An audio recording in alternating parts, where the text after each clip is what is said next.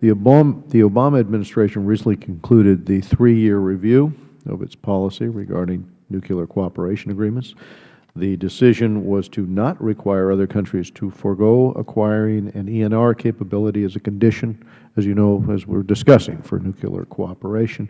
This standard, which was included in the 123 agreements with the UAE and with Taiwan, is known as the gold standard. So, is the gold standard dead? And the administration agreed up front in its negotiations with Iran that Iran would be able to continue to enrich uranium. How can this dangerous technology be conceded to a state sponsor of terrorism? I guess the short answer is the fat lady is not yet on the stage. We have not finished negotiating with Iran. It could come up a cropper. We could be holding hearings for another 3 years talking about that deal, which may not be finished. As Elliot shared with me this morning, we could be passing the Royce Engel bill Okay. out of the Senate. So that's point one. Yeah. Point two is saying you want to go case by case is a very expensive, long, drawn-out way of saying we don't know what to do. Now, you should demand more of our government than that. That's no policy at all. Finally, very important point. The hard yards are ahead of us.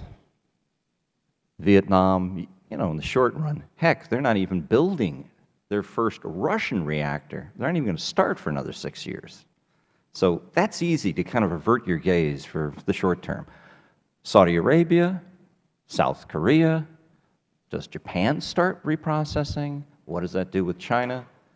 Those things are going to keep you up at night, and I don't see any way around pushing the button for a standard, because the suppliers currently pretty much have the same standards. It's just they're very loose. They're like ours.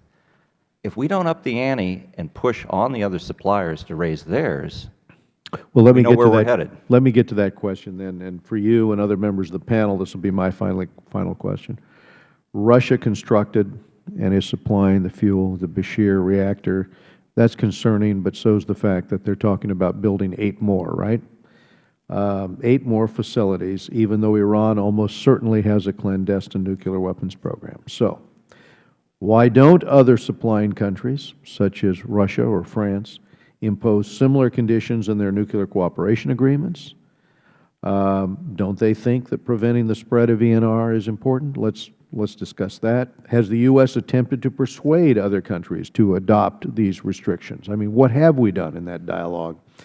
And if not, why haven't we? Has it succeeded at all where we've tried? What leverage do we have on those countries? And then lastly, how significant is the negative impact on the competitiveness of U.S. companies that imposing this requirement in 123 agreements may cause? Are there specific examples that you can point to? So if I could hear from the panel on my questions there. Henry? Yeah, I think the leverage point right now is, ironically, the safety point that was raised by the witness from NEI.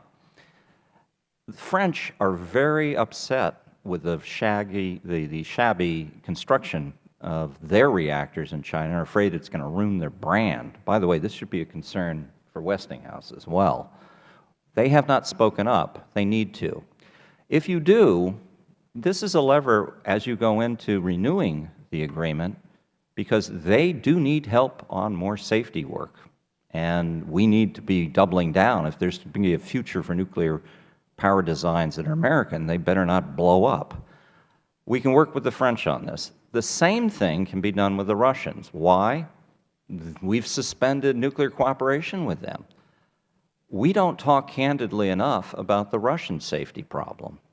This committee, other committees, ought to press to get our agencies to start talking about that. Restart the... Well, not restart. Get our agencies to be as candid as the French are about how poor the safety standards of places like China and Russia are.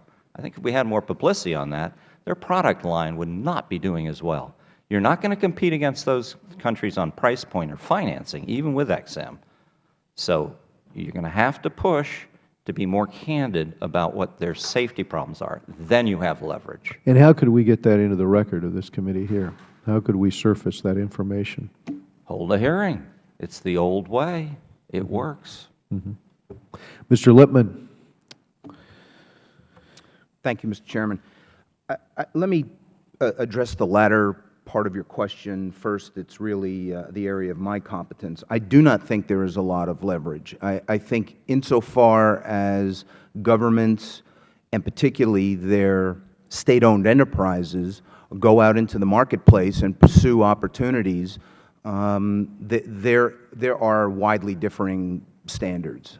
In the case of the French in particular, they have a commercial fuel reprocessing business and an enrichment business, and they push that. We don't do that in the United States. Our American companies are not involved in fuel cycle activities. And I think the impact, and to be very, very clear, the industry is not against the gold standard. The industry is against universal application of one-size-fits-all policy. That's what our problem is. And when there is a universal application of a standard, when countries operate in different regions, they have varying areas of expertise, as Henry noted, in their nuclear power programs domestically. A one-size-fits-all policy is just not workable, and it excludes American companies from providing the technology that I think Henry was referring to that would better serve U.S. interests. I'm out of time. I think I better go to Mr. Engel.